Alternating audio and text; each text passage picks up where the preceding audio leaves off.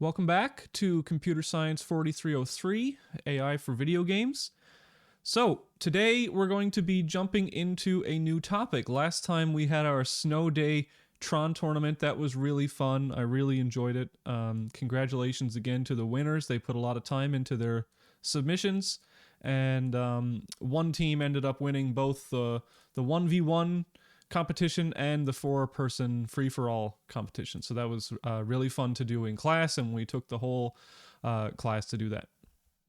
Today we're going to actually switch topics, and we're going to start talking about procedural content generation. So today is an introduction to procedural content generation, and of course a lot of PCG involves random number generation. So we're going to talk about random number generation, and specifically one method that we'll use on assignment 3 to help us with generating some numbers. So let's just jump right into that, and I'll get the PowerPoint slides up. Okay, let me get my laser pointer. Perfect. So this is lecture number 9, and again, it's on procedural content generation. And so we're going to give an intro to procedural content generation. What is it? What are some of the properties and sort of the taxonomy of procedural content generation? And also some random number generation, because we're going to be using a lot of RNG when it comes to most procedural content generation methods. So PCG, what is it? So procedural content essentially means with no or limited human intervention. And so it's essentially algorithmic or automatic generation of whatever. Okay, so that is the procedural generation of something, is the automatic or algorithmic generation of that something. Generation of content, usually content are things that affect gameplay. And so content for your games might be things like the environment or the world that you're in. It might be textures or visuals for your game. It might be things that you can interact with, like NPCs, or maybe items like guns or something like that. If you're playing a game like, what's the game with like 10 billion guns? Oh, I can't remember. I had it as an example, now I can't remember. Whatever. So, procedural content generation then means the algorithmic or automatic generation of content for games, right? And that can mean lots and lots of different things, but let's look at some examples of that. So Minecraft is probably the most well-known example of procedural content generation in games.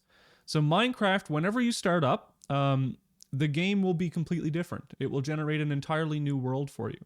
So here we can see some examples of different worlds in Minecraft, specifically different biomes in Minecraft. So you have like a forest, you have mountain regions, you have snowy regions with lakes, you have desert regions that can all contain different things. And so in Minecraft, behind the scenes, there is a procedural content generation algorithm working somehow to generate that world for you.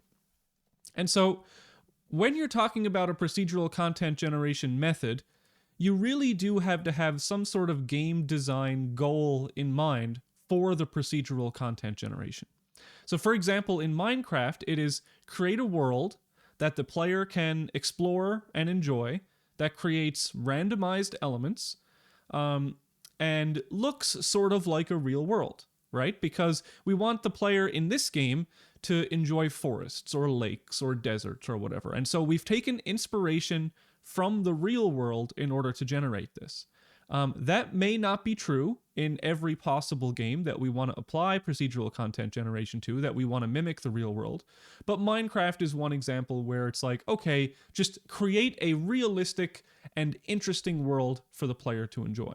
And of course, in Minecraft, that's also going to contain like caves, underground, and enemies. But in Minecraft, the enemies are not procedurally generated, they are procedurally placed. So for example, in Minecraft, there are probably like maybe between 20 and 30 different types of NPCs. And those NPCs will be like skeletons or zombies or whatever. And they will be the same. Every instance of a skeleton will be the same, but they will be placed in randomized areas throughout the level or throughout the world. Also, we have Terraria. So, of course, there'll be people out there who will destroy me for saying this, but if you've never played Terraria before, it's kind of like a 2D Minecraft, okay? So you play it in a plane. There's no third dimension to Terraria, but of course, just like Minecraft, the world is going to be procedurally generated for you every time you play.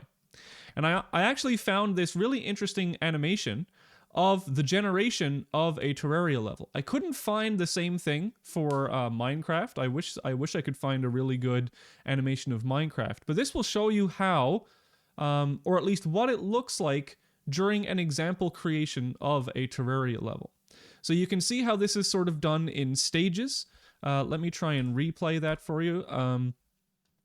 So here we have sort of the top level ground, and the different layers of the world are created first. Then it goes through, it will add things like tunnels that you can explore, loot, different boss locations, the bottom lava level, etc.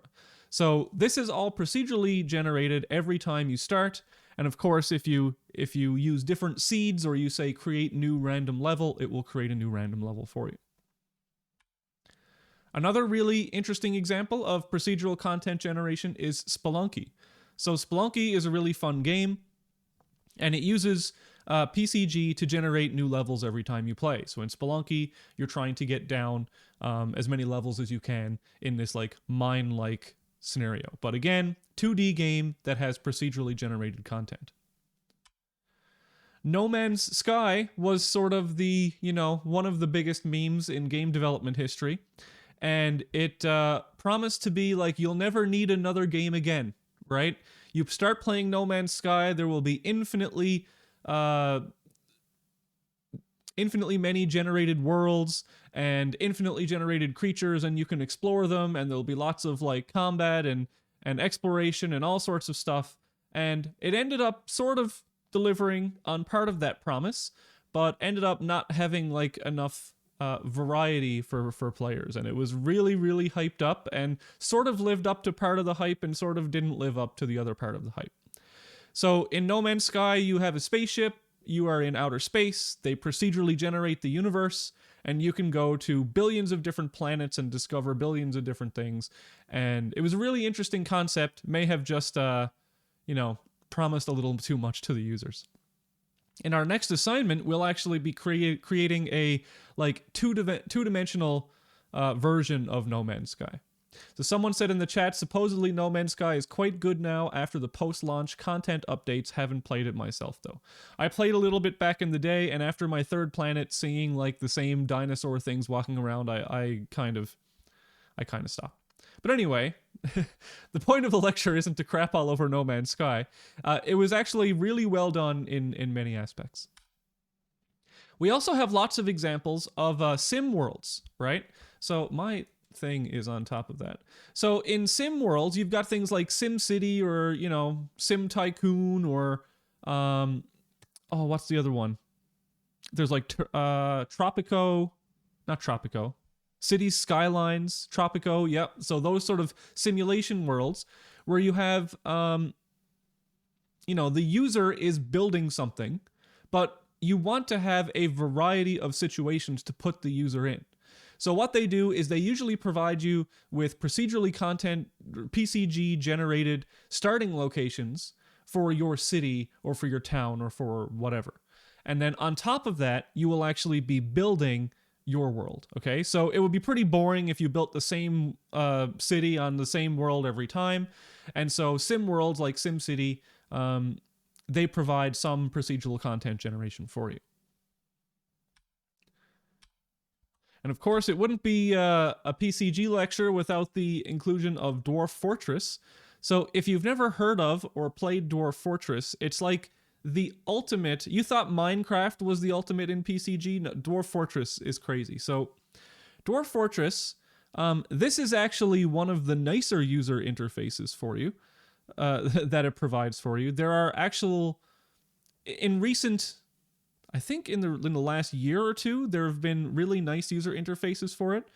But Dwarf Fortress is essentially all content, no graphics, right? So here we've got this sort of ASCII interface to Dwarf Fortress. People have built their own. But what happens with Dwarf Fortress is that In here, people in the chat are like, what the hell is actually going on? Well, this, for example, is like a river. You've got different things, and different ASCII characters represent different dwarves and like monsters and stuff like that. And so every symbol is like a different thing, right? So instead of graphics, you've got symbols that represent things. Like this might be a tree, this is water, this is your base, etc. So in Dwarf Fortress, it's actually a 3-dimensional game, but you can only see one layer at a time. Right? So you can go down or you can come up and see different views.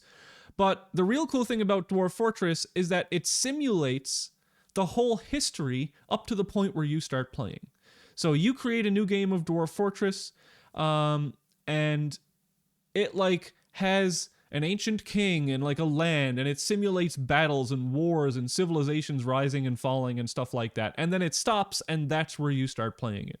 So there's an actual history of like a lineage of dwarves and all sorts of really cool stuff. It's really intimidating. I have played it for not very much time, but I did have to watch like a YouTube tutorial about it. There is a graphical release coming on Steam, as some people are correcting me, so it's coming to Steam pretty soon. It's not out yet, and I think a lot of people are going to really be into that graphical release rather than the text-based release, which has been the standard up until now.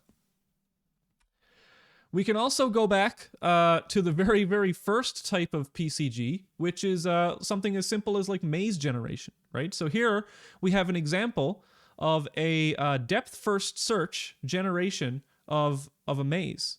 And so this is an example of a depth-first search algorithm. It sort of crawls forward, looks for empty spaces in the maze, and then based on whatever the algorithm tells it to do, it's going to insert corridors or block places off, etc. And so this is generating a maze in real time in front of your eyes, and you can generate all sorts of different mazes with different properties using different PCG algorithms. But not just mazes, you can generate entire dungeons. So here's another example of a PCG algorithm that uses a depth-first search-like system to generate paths to different rooms in a dungeon. And you can see here that some PCG algorithms have different stages. So in this algorithm, what it does is it generates some randomized rectangles in the map, and those are going to sort of be the rooms in the dungeon. And then it's going to use a sort of maze generation type system in order to generate paths to those dungeons. And then it's going to do a second step where it removes paths that can't really get anywhere. And so what you end up with is this dungeon generator in the background, or overall dungeon generator. And so there's infinitely many different PCGs that you can do. It's not limited to just Minecraft or Terraria or those type of games. There's lots of different stuff that you can do with procedural content generation. And with these animations, I've just scratched the surface of the different types of things that you can do with it. So these are just some examples. So what can PCG actually do for us? Why may we want to actually incorporate PCG into our games? Well, first and foremost, the dream is that we can create endless amounts of games with endless amounts of contents with PCG, right? That's the selling point of PCG. It doesn't always work out exactly that way. Like, yes, there is a completely different world every time you play Minecraft, but the game isn't completely different every time, right? Nor would you necessarily want it to be. One of the really great things for game development, however, is that you can reduce the game development time and the cost of game development by auto-generating content.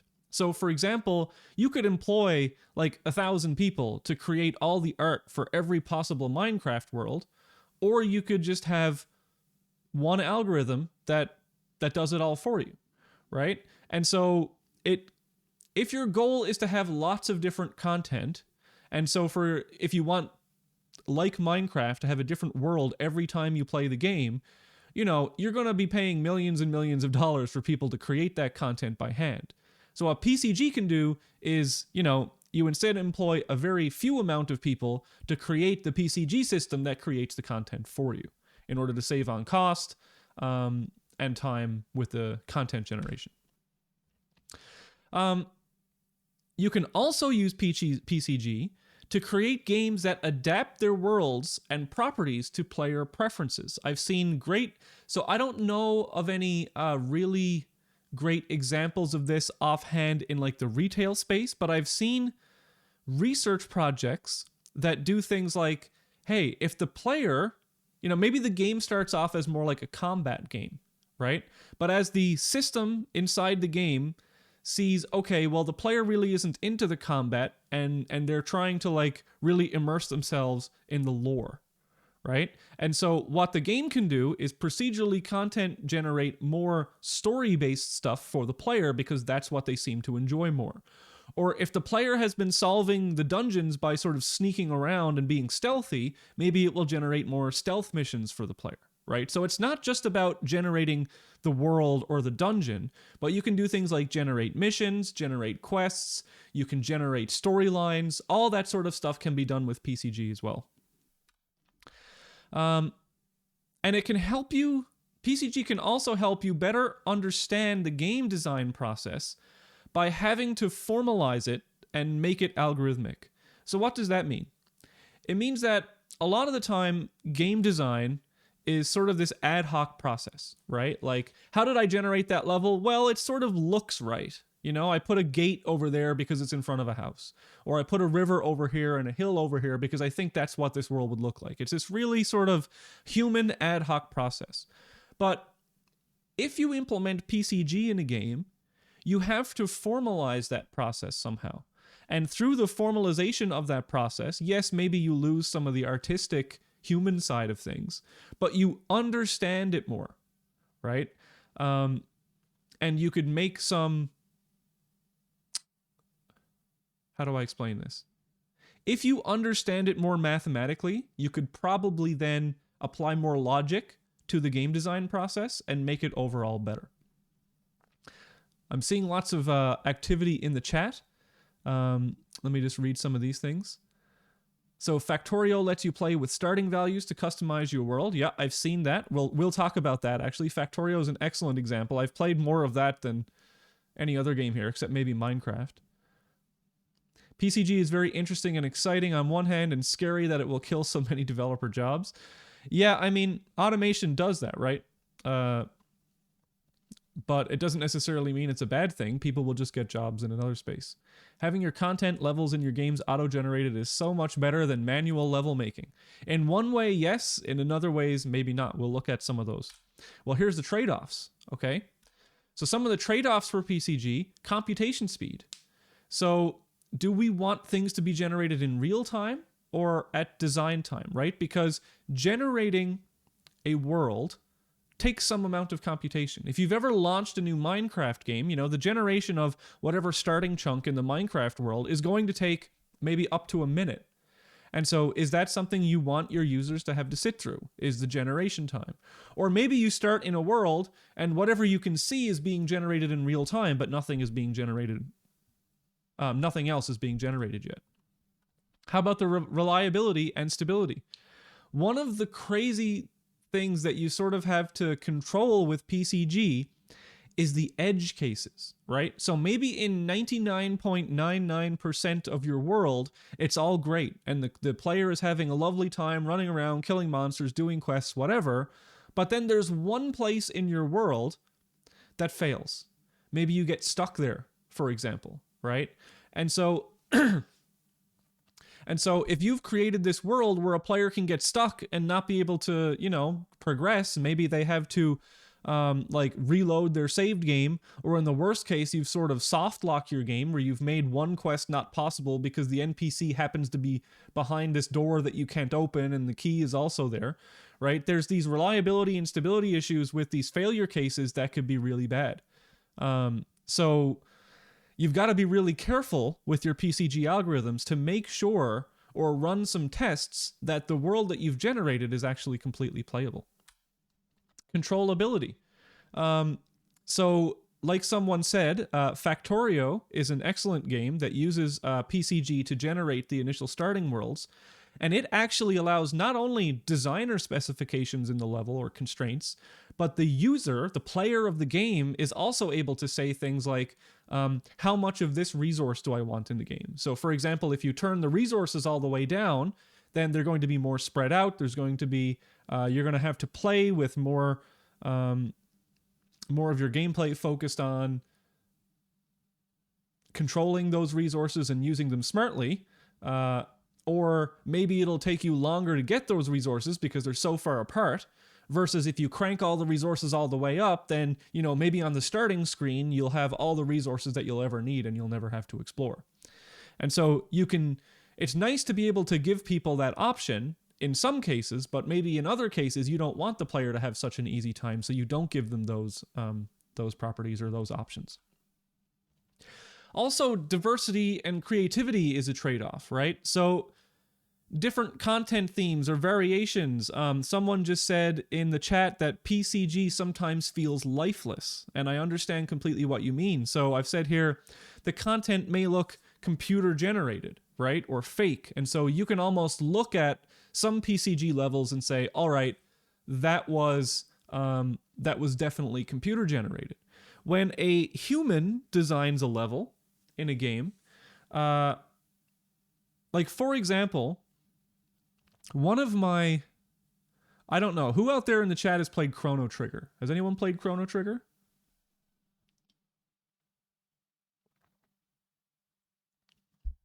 So one of my gaming moments that I'll never forget as a kid was the trial in Chrono Trigger, right? So at the beginning of Chrono Trigger, skip 2 minutes ahead in the YouTube video if you don't want any Chrono Trigger spoilers. But at the beginning of the game, you're just running around in this fair, right? And you're exploring the game, you're exploring the controls, you don't know what sort of buttons do. Someone drops like an amulet on the ground and you pick it up. You try and give it back to them. Someone loses their dog, maybe you find it for them. Someone has a lunch on the table, but you're hungry, maybe you steal the lunch.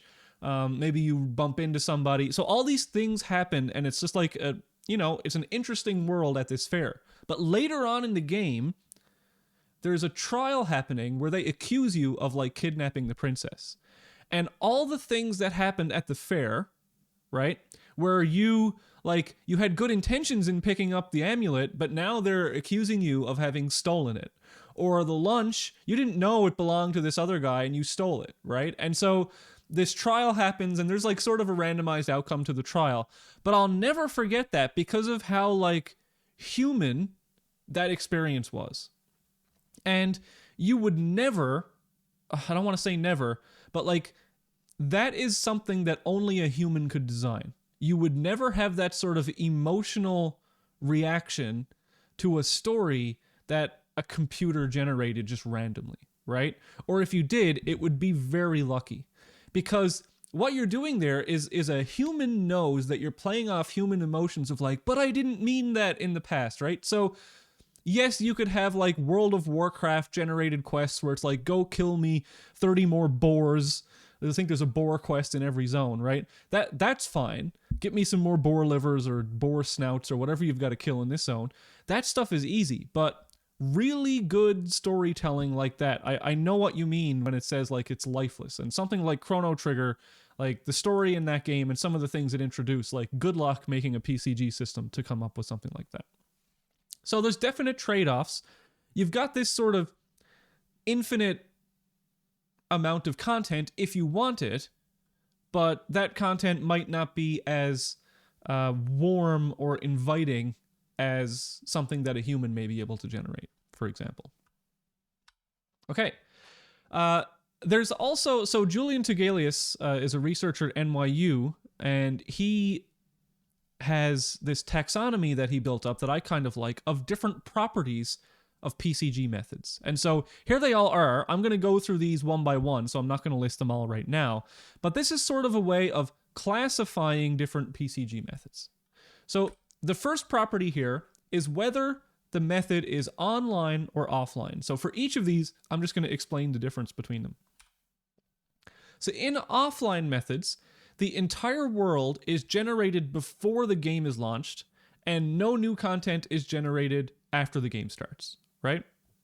So for example, I think Terraria might fall into this, where the entire world is generated, But I know that certain like spawning of enemies and stuff is online in Terraria.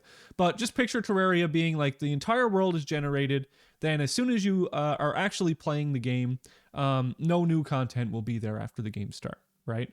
So that's one way of doing it. You could have all the offline all the PCG be done offline, and offline doesn't have anything to do with the internet. It means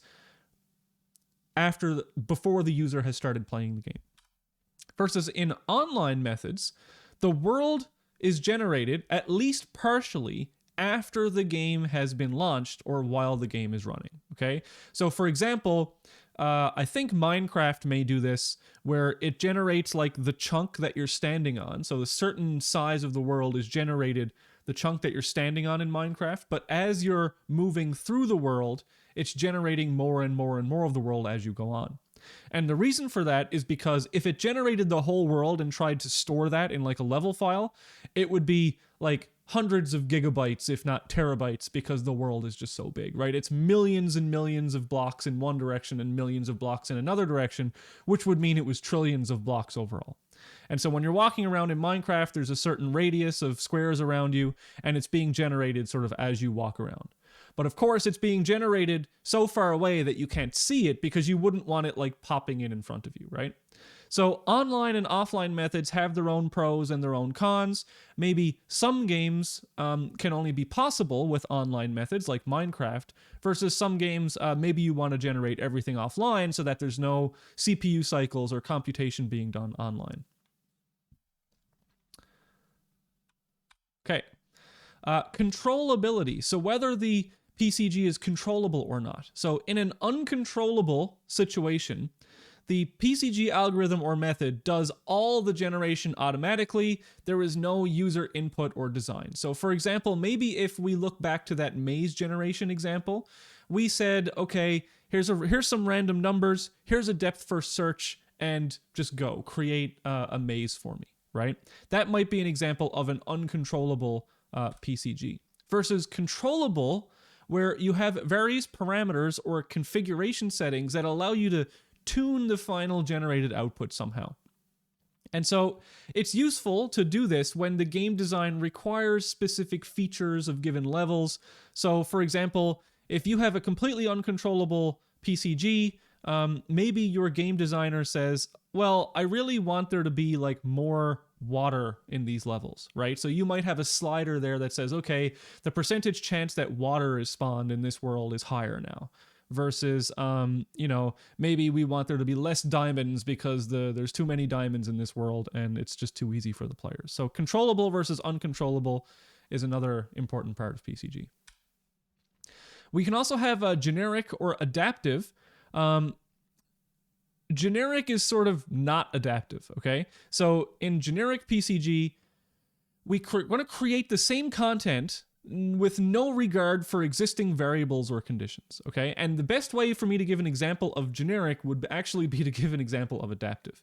So in adaptive, we may change the generated output depending on the location of existing features, player properties such as life, hit points, etc. So say we're doing something different. What's a different example? Like procedurally content generated music, right? So if we have procedurally generated music in a game, maybe the music gets faster or more intense as the player is lower on life, right? So something that could happen where it's adaptive. Or maybe if you have to generate like a town, like in the GDMC, the Minecraft generating competition, one way to generate like a city or a village in Minecraft would just be to completely like bulldoze an area and then put buildings on that area. Or if it was adaptive, it might find in this particular biome, maybe there's hills, so maybe there's a treehouse on the hill, maybe it puts a bridge over the river, it adapts to its environment. And so generic would be the sort of bulldoze everything created versus adaptive would be using existing things to adapt to while it's generating. Someone asked, does it matter then if the world is generated as you go, but what it generates is predetermined based on the world seed? So all that happens in real time is the calculation, the results cannot be changed. Yeah, so we'll talk a lot about random number generation in the second half of this, but what they're saying is that, there is a seed value, and we'll talk about seeds in the future, that guides the generation of the level, right? So someone said Minecraft would be online but uncontrollable. Right. That's what I would think as well. So the Minecraft is not controllable by the player. Not uncontrollable, but not very controllable. You can say if it's like a big world or a small world or something like that, I think, in Minecraft. There's some tuning in Minecraft, but not very much. But yeah, if you generated the same world with the same seed and you ran in the same direction, it would generate things online in the same way. But we'll talk about that seed stuff later. It could also be stochastic or deterministic. So there are deterministic PCG methods, right?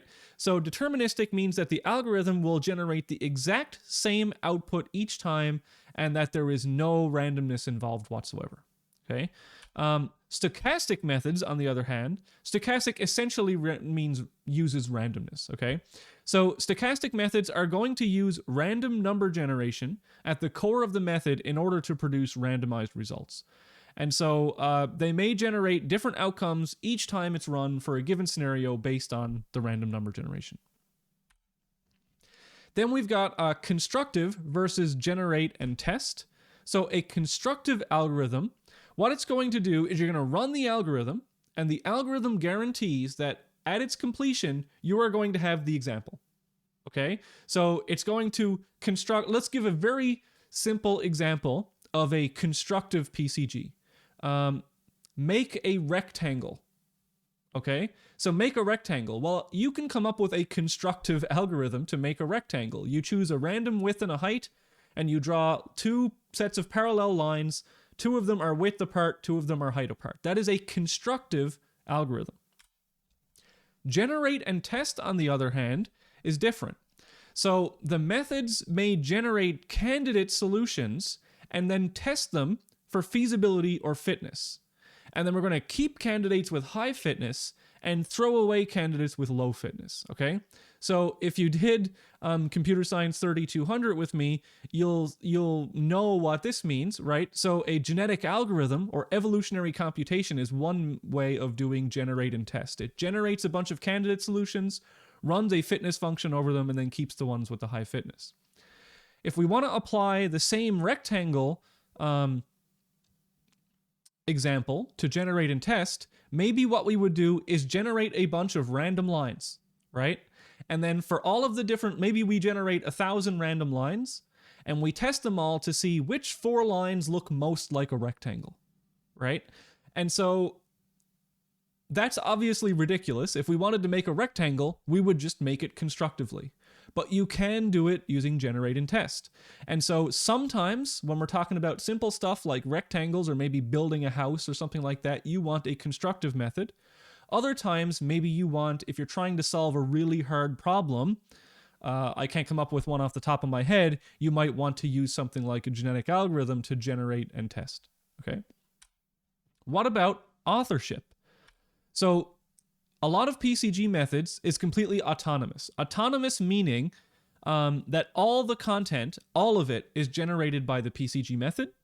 But you can also think about mixed authorship. Okay, so in a mixed authorship PCG, some of the content might be generated by other sources, like a human or a player, and then the PCG method generates the rest around it. Okay, and so for example, let's say that you have a level where you have something like,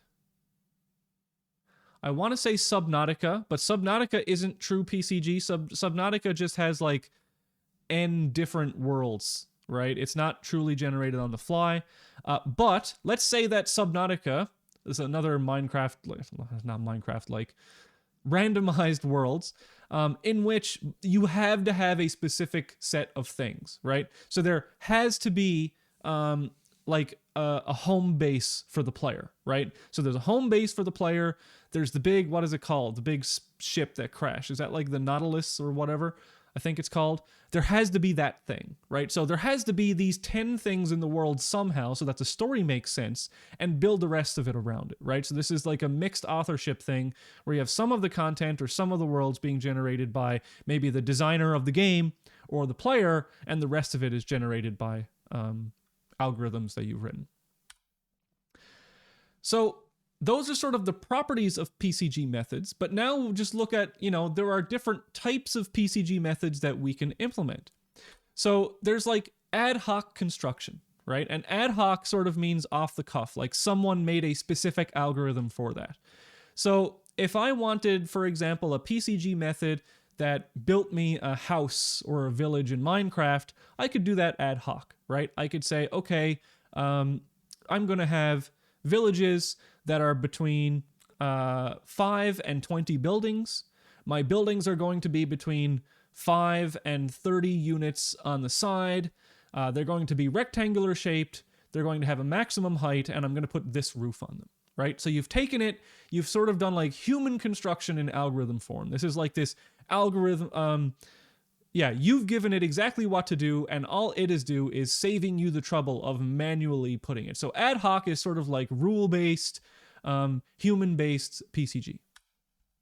Then you might have search-based, right? So remember in our intro to AI class, we talked about things like heuristic search. So what we might be able to do is say, look for all the possible building placements in this sort of brute force way that give us the properties that we want. Right? So look for all the possible ways that we could place these elements such that this property emerges. That might be a search-based method. Kind of like a search-based method, we could have solver-based methods where we have grammars that may use search in order to solve them, but I'm not going to go too much into solver-based methods. We could have grammar-based methods like L systems or fractals.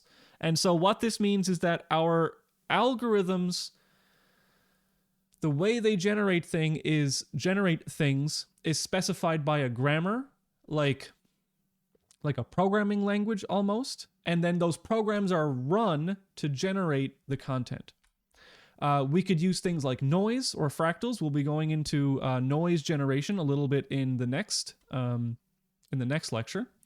We can use cellular automata. We could use machine learning. There's all sorts of different methods that we can use for procedural content generation. So in the next lecture, we're going to be looking at cellular automata and Perlin noise for generating maps or environments for games. All right. So, oh no, I'm covering up the bless RNG here. I'll uncover that for a bit. So PCG and randomness. Many methods, in fact, I would say most PCG methods rely on stochastic methods for randomizing generation. And the idea here is that randomness leads to diversity. And so we won't generate the same thing every time, so we could have replayability, we can have more content, etc. Now, sometimes maybe we don't want randomness, but I think a lot of the time in PCG, we do want variation and we do want randomness. Very, very important thing here, I'm going to cover this back up, is that when I say this is like randomly generated, I don't mean that it's completely random, right? So for example, when you say Minecraft levels are randomly generated, it doesn't mean that they're randomly generated. Because if you did, you would just have literally random blocks in random locations. It would be completely unplayable.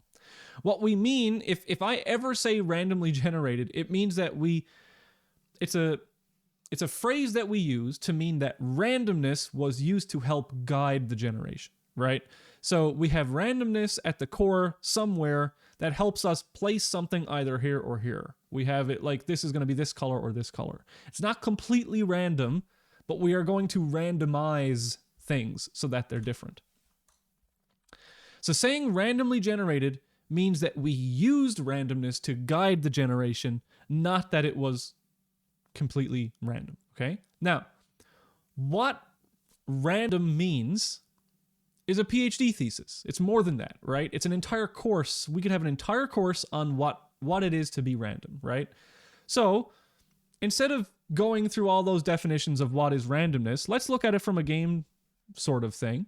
So you tell me out there in the chat, is this random generation? Are these points randomly placed? Are they being randomly generated? What is your opinion on that? I'll give you a minute to sort of reply. If you say yes or no, tell me why. So I've got 4 no's already. Say why you're saying no. Why is this not random? Or why is it random? And I'll read some of the answers that you give.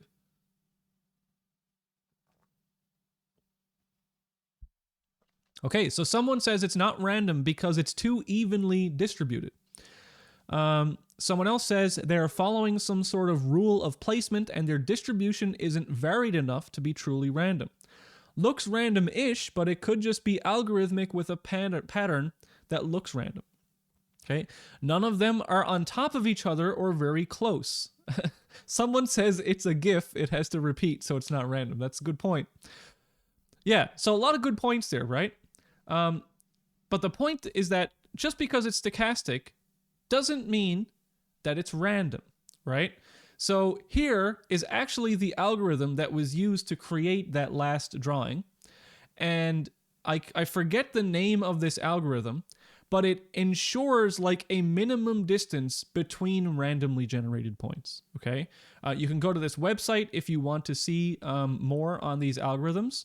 So someone said it's random, but it follows a rule. This seems like a kind of a contradiction, but it's randomized, right? So maybe the exact placements have some randomness in the way that they're generated, but certainly it is not just like generate random XY locations and place them on the map.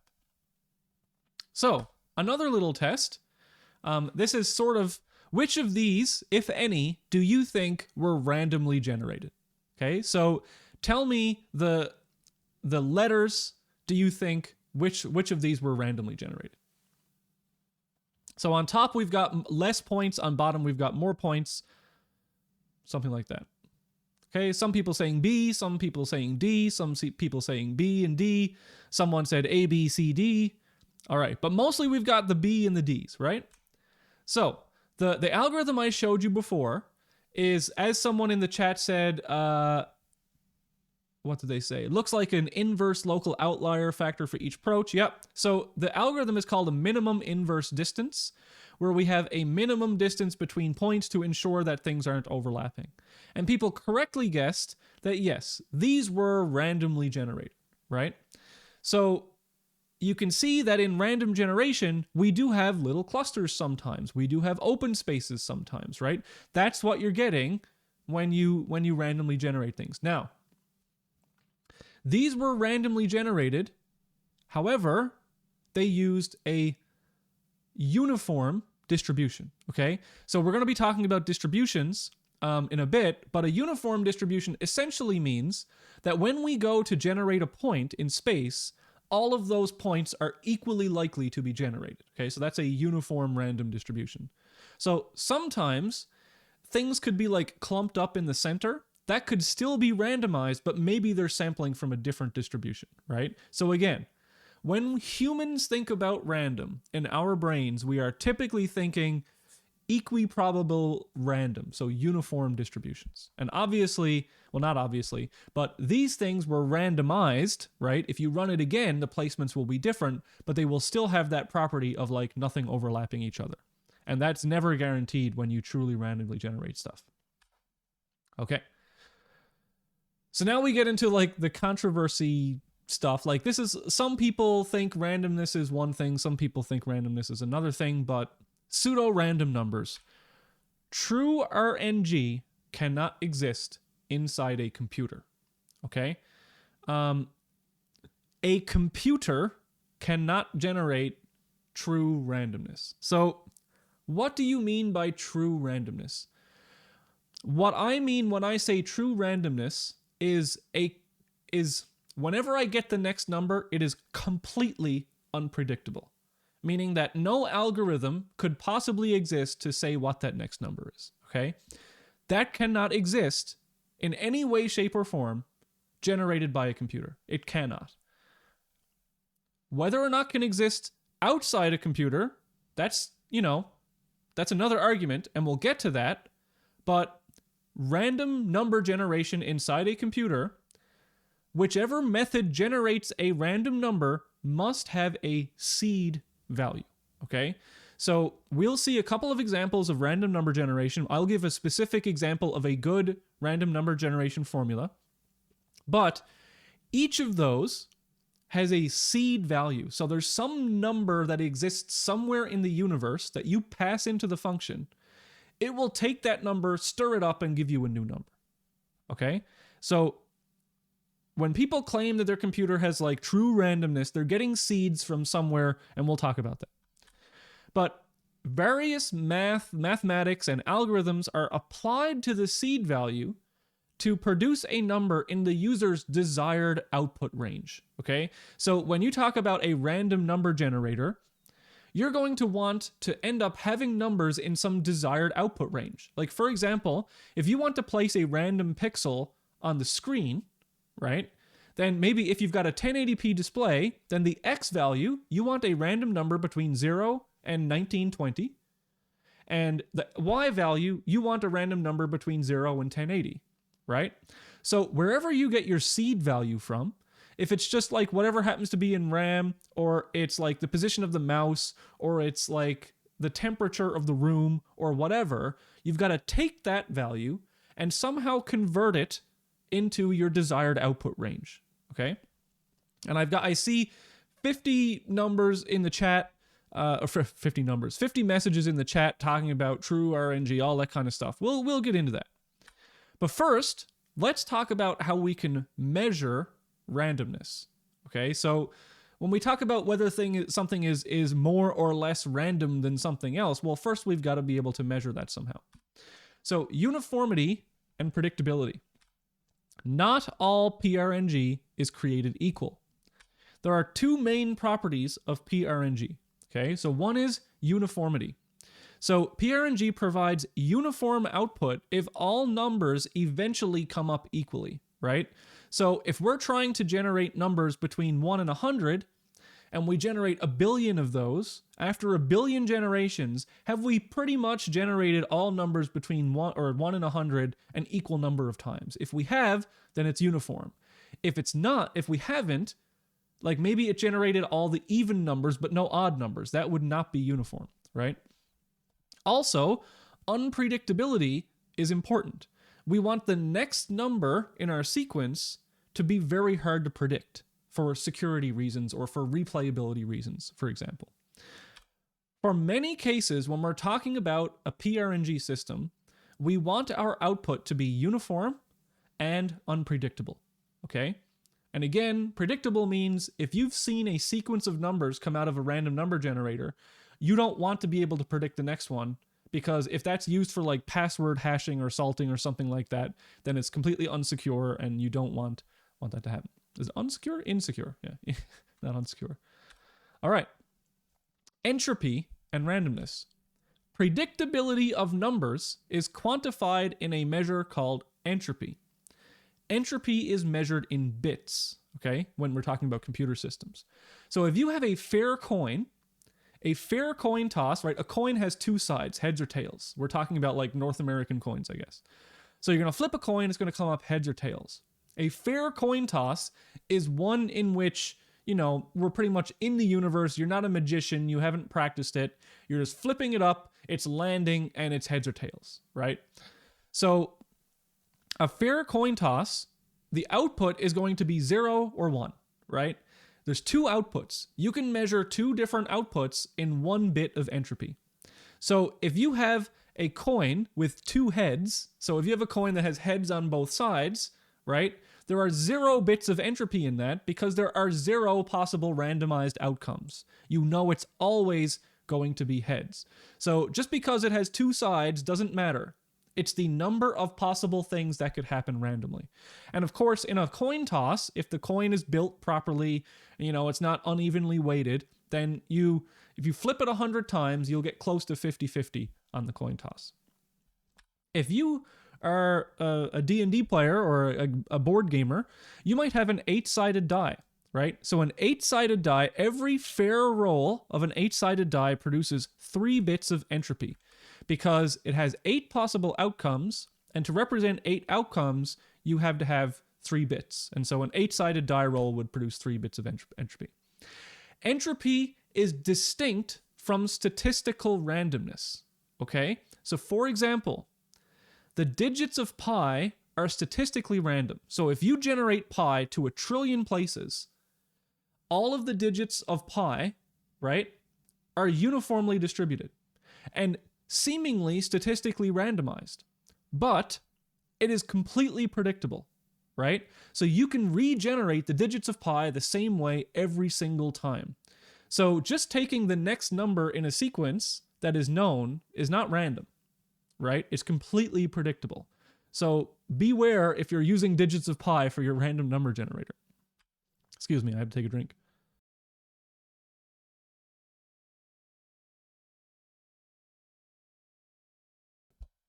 Okay, now, I just used an example of flipping a coin which has 2 outcomes and rolling an 8-sided die which has 8 outcomes, right? So in one case, we want a value of 0 or 1. In another case where we're getting a value between 0 and 8. But just because our desired output range is a large range doesn't mean higher entropy. So what do I mean by that? Let's look at an example. So let's generate a random value from like a 16-sided die. Right? I'm gonna use dice as an example because it's pretty intuitive. So let's say that we want to have a random 32-bit number, right? So we're going to generate a random 32-bit number by rolling a 16-sided die and then applying some function to that outcome. Maybe we multiply it by 1,000,000. Maybe we bit shift it a bunch of times and multiply it by random values or whatever. But the point being that even though our output was a 32-bit number, there were still only 16 possible values that output could be, right? So take another example. If I generate a random number between 1 and 10 and then multiply it by 10, the output range is between 1 and 100.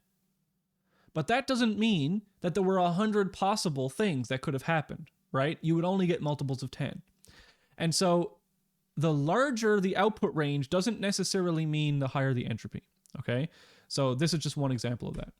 The predictability of the final output is the same as the entropy of the smaller number, meaning that it's equally likely here for you to predict the final 32-bit number as it was to predict the die roll, okay? Here's an example of how Linux actually generates its entropy. I don't know what Windows does. I didn't look it up. But here's what Linux does. On Linux, randomness is generated by the kernel entropy pool. So there's 4,096 bits, for example, on more modern computers. Generating random numbers diminishes this entropy pool, which then must be replenished, okay? So there's an entropy pool of values somewhere in RAM in Linux that lives in some value. Whenever your program in Linux generates a new random number, it's going to draw, well, if you use built-in random functions, it draws from that random entropy pool, okay? And every time you draw from it, you can't use that again because it wouldn't be unpredictable, right? So you're diminishing the entropy pool, you're using up those seeds, if you will, and then eventually that entropy pool has to be replenished somehow. So the kernel needs to be able to fill this memory, and if you want to type cat proc sys kernel random entropy available, that's how that it can tell you how much entropy is available. And so replenishing the pool is called stirring, right? Just picture you put a bunch of ingredients in a pot and you stir it, you're sort of randomizing it. And other sources can be used to stir that pot, right? Linux can't just think of new randomness. It just can't happen. A computer follows a very specific set of instructions, so it can't just generate new randomness. But how do we create randomness or entropy, right? This is the question, how we create that. Here, we generate it using magic, but if we're actual programmers, we don't have access to magic, unfortunately, unless it's Magic the Gathering. So how do we create randomness or entropy if we wrote an operating system? Well, the kernel is watching you, okay? What do I mean by that? Well, the system time in the Linux kernel is very accurate, down maybe to the microsecond or a few microseconds. Timestamps of user input can be used to stir the entropy pot. So this is an example of getting closer to like true randomness, right? So the computer can't create the randomness. It can only take a seed value and modify it somehow. And so how does it get those randomized seed values in the first place? Well, it could do something like record the microseconds when you pressed various keys, or record the differences between slight mouse positions that you did, right? So for example, there's an encryption program that I used to use called TrueCrypt. And when you generated, the way it said, okay, we need some entropy now, please move the mouse around and press some keyboard keys. And it would take those like microsecond timings of those things to generate some random bits. We're not going to cover the math behind this. There's lots of XOR and bit shifting and other things that goes on. But it's going to use unpredictable values to convert them to entropy bits for the system, right? And of course, what is more unpredictable than human behavior? So it's going to take your human behavior and somehow convert that to bits and store those for use in other things. So the Linux RNG flowchart sort of looks like this. We have some entropy sources. So maybe those entropy sources are the keyboard, various interrupts that happen, maybe like it measures the disk speed of some loading time, something that's completely, unpredictable, the mouse of the user. Here are the entropy sources. The kernel is constantly updating the primary entropy pool with those values, all right? So in Linux, at least, it's very interesting. If you've got something that you want to be very secure, then you want to wait for that entropy to be available in order to use randomness, right? So dev random is a blocking random generator, meaning that if you run out of entropy and you use dev random, you have to wait a certain amount of time for that pool to fill back up. And that might be longer than you're willing to wait in some cases. There's also a non-blocking entropy pool, dev urandom, that may use less secure sources of entropy in order to provide the user with entropy for their RNG systems, okay? So this is like how the Linux RNG system works. I'm not going to get into it too much, but yeah, there's mixing being done, there's user input, etc. But this is essentially how computers do this, right? So, third-party entropy. The really interesting thing is that modern hardware can come with special instructions that sort of magically generate entropy.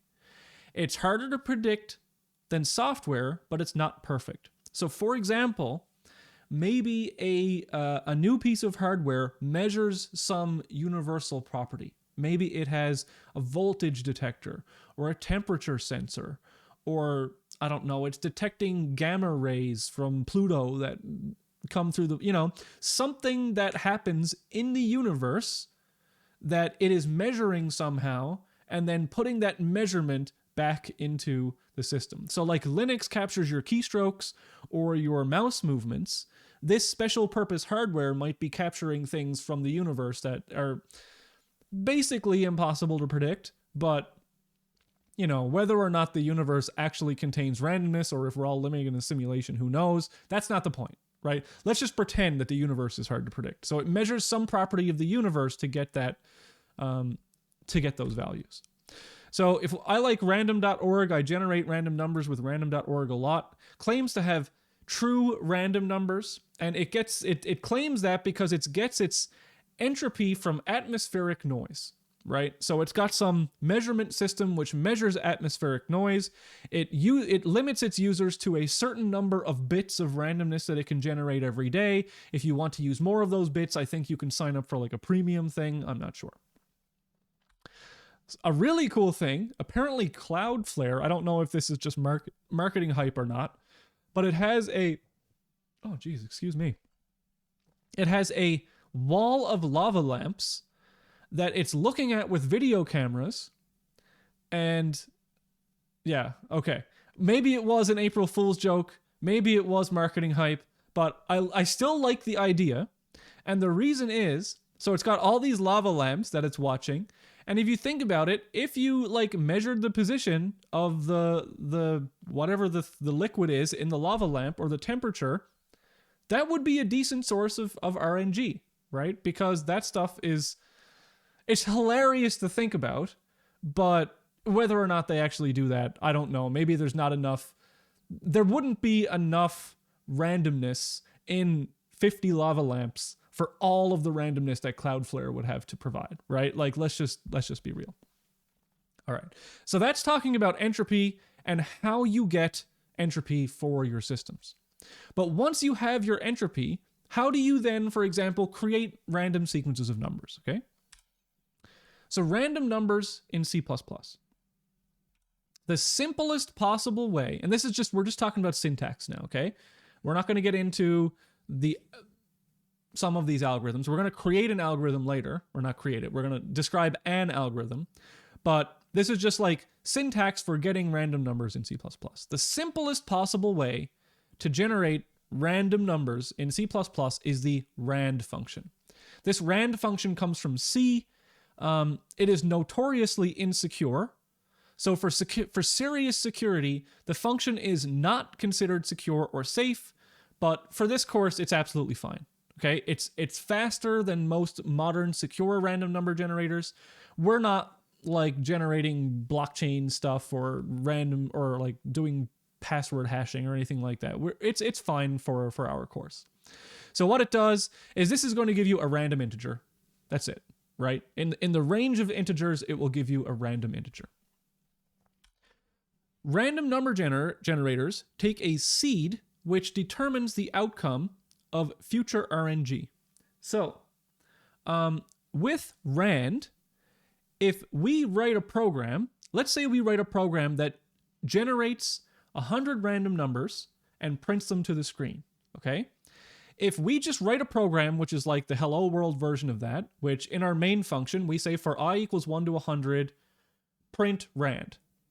Every time you run that program on the same machine, it will give you the same 100 numbers in a row. That is obviously not something we want, okay? Because if we were making Minecraft with rand, then every time we generated a new world, we would have the same world. So what we have to do is seed the rand function. And so srand is a seeding function, and we seed it with some integer value. So that integer value would come from some source of entropy, right? Maybe it was a number I thought up. Maybe it was atmospheric radiation. Maybe it was the number of times you farted that day. You know, just some random number that you come up with to seed it. So the default seed is 0. So if you ever say srand 0, then rand will produce the same thing as if you didn't seed it at all. So if not specified, your program will generate the same sequence of RNG every single time. Now, what some people do to sort of, do the quick and dirty trick so that their program will generate a different thing every time is if you call the time function with null as an argument, it will give you the number of seconds since January 1st, 1970. That's when the universe began if you're a C programmer, right? So that integer, whenever you call time null, okay, it uses the system clock, it's going to return it at the second resolution. So every time you run your program, if you started the program on a different second, it will produce a different sequence of random numbers.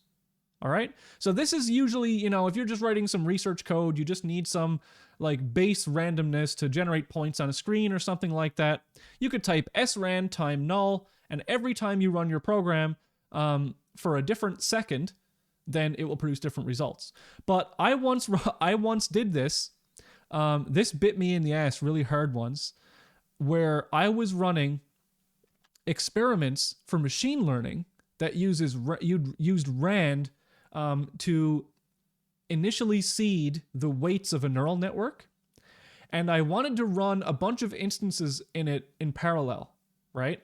So I used sran time null because every time I did this in like myself, I ran it, I'd get a different result. I ran it, I'd get a different result. I ran it, I get a different result. Perfect, right?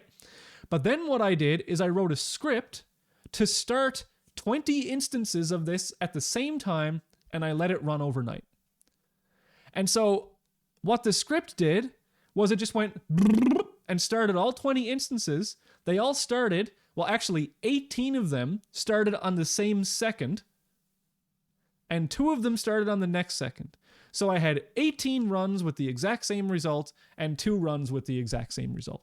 And it was because when I was testing the system, I was obviously making some changes which might take a minute and run it again, or running it once, looking at the results, stopping it, running it again, looking at the results, which took more than a second to do. But when I started them with a script that started it all instantaneously, they all had the same results. And that was really annoying, and then I had to use a different seed. Well, actually, I was super lazy, and what I did was in my script, I put a 2-second pause before starting each. Like, how lazy can you get, right? srand just sets a seed. It doesn't return a random number. I just had that in the question in the chat. Okay. So, random number in a range. How do we generate a random number in a range? So let's say we have our game and we want to generate a random number between, I don't know, the minimum and maximum hit points of a user or the screen resolution or something, right? So we're going to talk about between a range of min and max where the square brackets mean inclusive. So what we're going to do is the following. We're going to create, first, this is just like an algorithmic way to return a random number in a range. We're going to get the difference. So the difference between min and max is max minus min plus 1. So that's just our diff, okay? Now, quick and dirty way to get a random number in the range, we generate a random number using rand, right? So that gives us a random integer. And now we use the modulus operator. So the modulus operator, if you remember, is essentially the remainder of division. So if you've never used modulus before, it's super easy. So if I take like 12 mod... oh, geez, that was supposed to be... pretend that this is the modulus symbol here. There we go. 12 mod 10. Then the way the result of that is the remainder from 12 divided by 10, right? So it's the 2. Right? So modulus is the remainder. I have to delete that because it's disgusting. Oh my God. All right. So this is modulus. You know what modulus does. And now if I say r equals rand mod diff, then r is now a random number between 0 and diff minus 1. Okay? Then if I add min to r, then what I have now is a random number between min and max. Okay, so that's how we do it. That's how we can, one way to generate it. And we have to be careful because if we're trying to be super secure, modulus may not be the way that we want to go. Okay, but usually this is what we'll do is we'll generate a random number in some range and then we'll shrink the range using modulus. And so if you want this on a single line of code, then our random number is equal to the minimum value plus rand modulus 1 plus min plus max. Right? That's how we would get it. So here's an example of doing that formula, just so you can sort of get this, intuitively through your head. So what is this formula? Let's say we have a range of 30 to 40. So we want to have a random number between 30 and 40 inclusive. So that's 30. So 30, 31, 32, 33, 34, 35, 36, 37, 38, 39, 40. So that's 11 different values. So that's why we add this 1 here, because it's inclusive. So 40 minus 30 is 10 plus 1, 11 different values.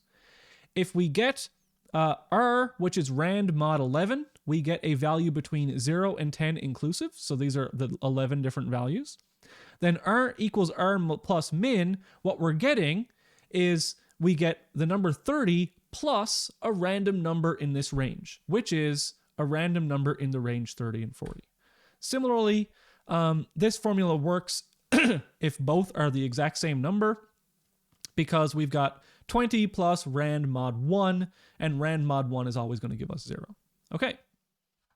Now, if we want to take one step up in terms of security in C++, if you want more security or functionality than just give me a random integer, which is kind of insecure, you need, there are a number of RNG engines built into modern versions of C++. And so these engines work as follows. You set up an engine object. That is the engine which actually does the formula which takes a seed and produces a random number from it. We set up a distribution, and then we're going to sample from the engine with the given distribution. Okay? This is going to be probably orders of magnitude slower than rand, but it's going to give us better results. And here's an example of that in code. Okay? And you can see all of this on like CPP reference, I believe. So let's set up a random device, okay? And we're going to call that R. And now we're going to set up, we could set up a default random engine, called that E1, and that gets passed in R, our random device. So now we've got our random engine object called E1. Now we're going to set up a uniform int distribution. And what we want is a uniform distribution between 1 and 6, for example, okay? Then our resulting output is we say int mean equals uniform dist E1. And E1 is the random distribution. Okay. Now if we want to generate a normal distribution around that mean, okay, we can have, I'm just stepping through the code here. So we've got a seed sequence. We can call R a bunch of times. This is a different type of engine, the MT19937 RNG engine. We call that E2. We pass in seed2 into that. Then maybe instead of a uniform distribution, we want a normal distribution. And so we create a normal distribution object. We pass it in the mean, and we give it some value. I'm not sure what this 2 value is here. Oh, that's the formula for the normal distribution takes in a sigma, and I think that's the sigma. Then what we're going to do is we're going to create a map, get things from the normal distribution, round them to integers, and print them out, and look at that. We have a normal distribution centered around 4. Okay? So if you want to do crazy distributions in C++ using their random number generation, that is one way that you can do it. And you can go to CPP reference and look at random if you want to do that. For our assignments, we're not going to be going into anything that's that crazy, but don't worry about it. When we talk about distributions, what are distributions? Hopefully you've all taken a stats course by your 4th year of computer science. The previous slide had 2 types of distribution. It had a uniform distribution, okay? So the RNG has an equal chance of picking any number in the desired range. And so uniform distribution doesn't mean uniform equal spacing, okay? It just means that any number was equally likely to be returned. And the normal distribution is going to be a random number generated from a normal distribution with a given mu and sigma. So for example, a uniform generation might look like this, right? It doesn't have to be exact, because if it was exact, then it may not be predictable, right? So after we predict like 100 values, maybe, you know, this is the distribution we get. That's a pretty normal distribution. This is a normal distribution where we have a normal curve looking distribution that comes out from our numbers, or we may have like an exponential number distribution that we get. And as I said before, don't think of so for example, in biology, a uniform distribution means something different. It means like equal spacing, and a random randomness means something different, and like uniform randomness in biology doesn't really mean what you think it means. So just be careful with the different terminology you might come around. In assignment 3, we're going to be generating a universe. Okay, those universes are going to have planets, and they're going to have star systems. And of course, in the universe, the distribution of the sizes and temperatures of stars and planets is not uniform for whatever reason. I don't know. I'm not an astronomer. But it exists. And so if you wanted to be super proper about assignment 3, maybe you would generate like sub-Neptune sized planets with super Earth sized planets, like they'd be there at a bigger frequency, right? So Jupiter, planets of the size of Jupiter occur much less frequently in the universe than planets of size of Earth, right? That's what this is saying. So this is just the planet procedural content generation, like a distribution example of that.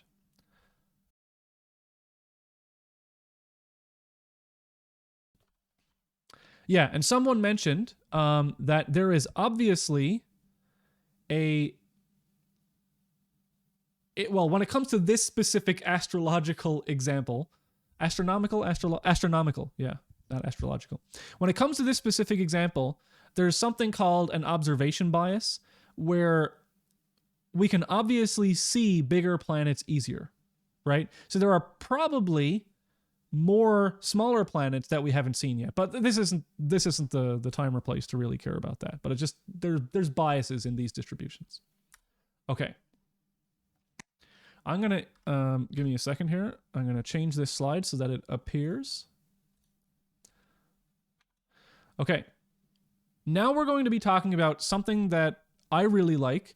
It's the Lehmer RNG function. So we talked about before, there's a rand function. It does some magic, gives us a random number. What is that magic? Okay? What is that magic? How does it work? And why might we want to use one number versus another number?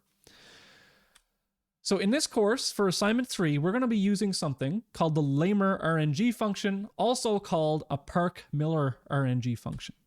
It is a linear congruential generator, or an LCG PRNG function.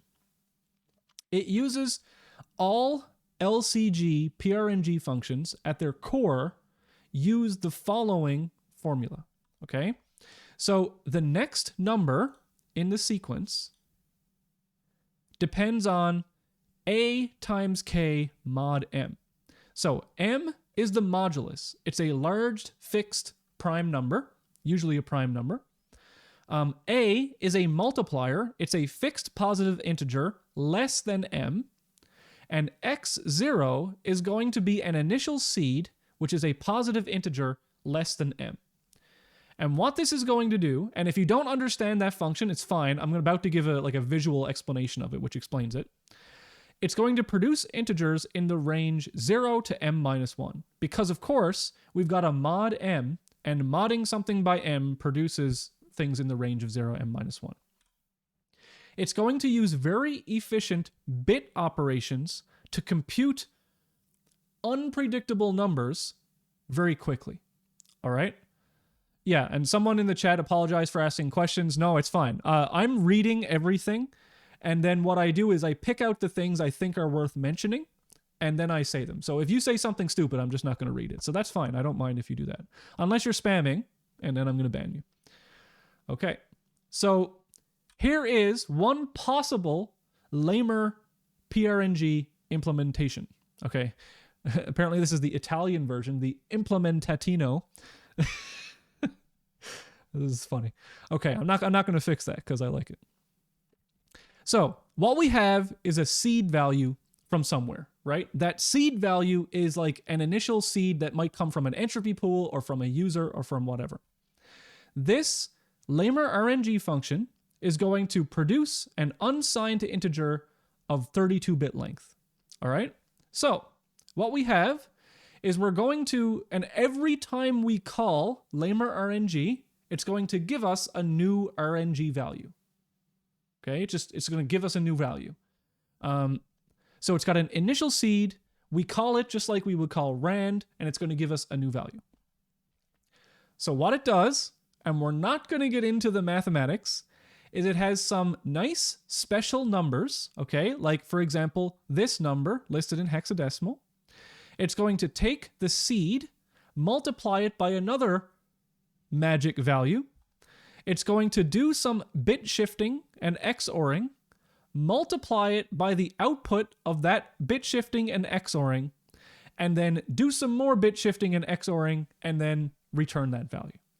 Now, why might you say, how did they choose these values? Well, we're about to show an example which will explain sort of how they chose these values, okay? And the interesting thing is that even if the seed, like if you passed in a seed of 0 or a seed of 1, even if it differs very, very little, the bit shifting and the XORing and the addition of these magic numbers makes it so that small variations in the seed will produce huge changes in the number sequence that comes out, okay? And this has been like specifically crafted and tested, and these numbers are verified to produce nice, uniform, and unpredictable results. Okay, now I say unpredictable with a caveat, okay? So here's how LCG works.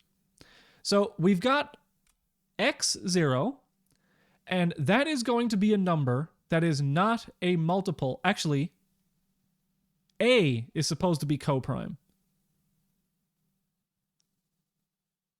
No, x0 is coprime. Okay, so what that means is that x0 is a number ideally that is not a multiple of m. Okay, so that means we cannot multiply x0 by anything to get m. That's important for the following reason. So let's say, for example, a is just 2 or something like that for this example, right? So if a is 2, we would get the following values. So if x0 is here in our sequence, this is the first value of like 2, right? So we've got 0. Oops, that's the highlighter. We've got an outcome of 0. We've got an outcome of m, or m minus 1. And what we're going to do is we're going to step through the random number generation. So if x0 is here, then if a was 2, we would multiply x0 by 2 mod m. Okay? So the output number would be x1. Now, we're going to multiply again, and what we get is the next value. And then we get the next value, and we see, okay, this next value was greater than m, and so we had to modulus it, and so it wraps around back to the beginning. Now we generate the next value, and the next value, and the next value, and the next value, the next value, the next value, the next value. So what we're doing is an linear congruential generator is generating a sequence of numbers that cycles through a lot of the values in this range, okay? Now, I said that the value of this output was unpredictable, but of course, it's completely predictable, right? If you know the function, then you know what the next number will be. There is no randomness whatsoever in this. There's no stochastic nature. It's completely deterministic. You give it a given seed, and it will return a specific number, okay? But it's not reversible, which is good. We don't want to be able to get back to the seed from a generated number. That's one good thing. I'm not going to get into the security of RNG, but essentially it produces a good enough RNG value for this course. All right. That's all I'm going to say about this. How it works is it had these cycles, okay? So the cycles it produces, we want those cycles to be unpredictable, ideally, right? So we won't know, okay, we saw this number, then this number, so this one will be the next one. If that value of A is big enough, then what we have is something usually that produces cycles which are unpredictable enough. So the uniformity and predictability of LCG systems depend on the 3 variables used by the function. So if we choose bad values for those numbers, we can get output values that look like human-generated non-random sequences, okay? So we don't want that to happen. So use the values that were given to you in that function on the slide, because that's what works. So there are lots of these types of, you can use LCGs to generate like quasi-random sequences for pattern generation if you want, and that all depends on the number of the variables, or sorry, the values of the variables that you input. Okay. So here's a use case for Lehmer RNG. Let's say that we wanted to generate a specific, or we want to generate a random number for a specific XY location in a video game. So one way to accomplish this would be with rand. So what we could do is maybe somehow we could combine X and Y together with a formula and then seed the random number generator with that combination of X and Y. And then we'd get, once we've seeded srand, we call rand and we get a random number. But the problem is that seeding rand can be slow and annoying. And so what we're going to do is we're going to modify the Lehmer RNG so that it will, instead of having one seed and producing a sequence of values, we can actually pass it in a seed and it will generate a number based on that seed. So here is a possible Lehmer RNG implementation. So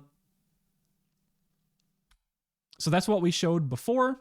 But let's modify this. So instead of having a global seed that the algorithm calls from, we're going to actually pass in a seed to the algorithm, okay? Then what this will do is, based on the seed, it will give us a hashed version of that seed, which we can think of as a random number in the 32-bit range, okay? So what we want is a system where we pass it in a number and it gives us back a very unpredictable, very randomized number based on that seed. So this is that function. It's the same Lehmer RNG function. Instead, it uses the input variable as the seed instead of the global variable that was used before. So let's say now that we want to have a random number for a given XY position. So let's say in assignment 3, for example, we have a star system, and we want to, what we're going to do, and this will be 2 lectures from now, we're going to generate a universe. We're going to put a grid on top of that universe. And then for the cell value, for the XY value of that cell, we want to know, should a star system live here? Right? So we're going to want to generate a random number for that XY value. And every time that we call that same XY location, we want to generate an unpredictable but the same value for that XY position. So that if we ever scroll off the screen and come back and we call the same RNG function with that X and Y, we get the same value. So what we're going to have is this Lehmer2 function that I've created. It's going to take in 2 seeds. That'll be the X and the Y value. But of course, the actual random number generator just takes in 1 seed. So what we can do is we can take the first seed, call the Lehmer RNG on that seed, and then XOR that value with S2 to provide a unique seed to then pass back into the Lehmer RNG function, okay? So the way that we combine S1 and S2, which could be any values, is to produce a randomized value with Lehmer RNG for the first seed, combine it with the second seed via XOR, and then we're done. We take that seed, pass it through again. So we've got 2 calls to this extremely fast function, way faster than RNG, and the uniformity of this is also better than the rand function. I said way better than RNG, I meant way better than C's rand formula. What we're going to produce with this is going to be the following. So this is a sneak preview of assignment 3. So we're going to have a star system, and so this is like a universe that is infinitely scrolling, truly infinitely scrolling. So we're going to chop that up into a grid of a specific resolution. For each of these, we're going to have, for example, let's say there should be a 5% chance that at any grid location, a star system should form. So based on the location, we say, okay, maybe a star exists here, for example, this star, or a star doesn't exist here, like one of these black locations. Then based on that star, we're going to generate some random properties. So we'll give it a random radius, a temperature, and a number of planets. All those random numbers are based on the XY seed. Then what we can do is for each of those 8 planets, we're going to generate a randomized planet. So based on a seed, which is a value of a function of these properties, we are going to generate a planet, and that planet is going to have some terrain. And we're going to like randomly generate a name for the planet. We can see its seed value here. This user interface will be given to you.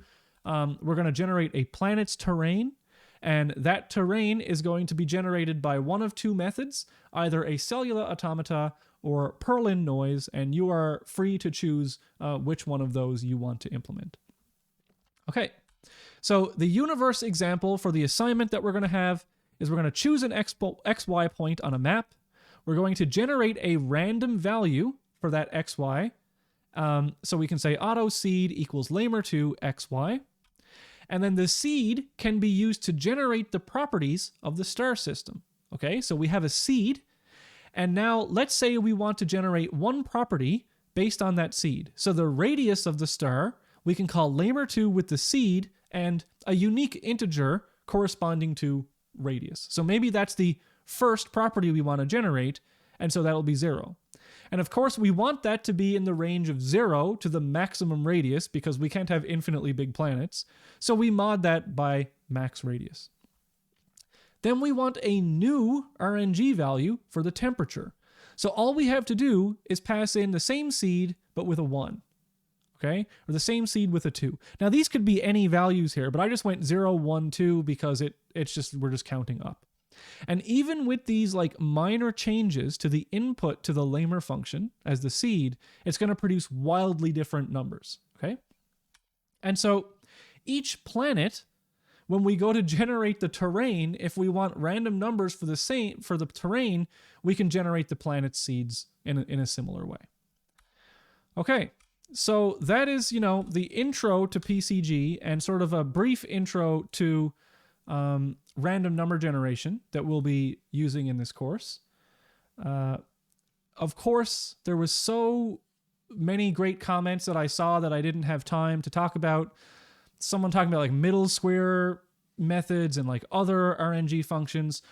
If you are interested more in actual like good RNG, please go research it yourself. This is not the time or place for that. What I did was just say, here's one specific example, the Lehmer RNG function. We're going to use that because I've used it in the past. It has worked extremely well. And so that's what we're going to use. It has nice properties. It's uniform. It's fairly secure. Okay. So that was today's lecture, the intro in PCG. To do assignment 3, so we've talked about the universe generation. We can generate the planets and stuff now, but we don't know how to generate the terrain yet. So in the next lecture, what's today? It's Thursday. Okay. So on Tuesday, oh, look at this. I've already got it in here. On Tuesday, we're going to talk about 2 methods for generating noise that we can use for our assignment. Well, one method generates noise, another one generates the terrain directly. So one is called a cellular automata. They are extremely fascinating, and we are going to only cover them in brief detail, but it's going to be really cool. And we're also going to be talking about Perlin noise, which is at least equally, possibly more powerful for generating terrain than cellular automata. So on assignment 3, you'll be able to choose which of the 2, cellular automata or Perlin noise, that you want to implement for your terrain generation. All right, that is it for today. Thank you very much, and I'll see you on Tuesday.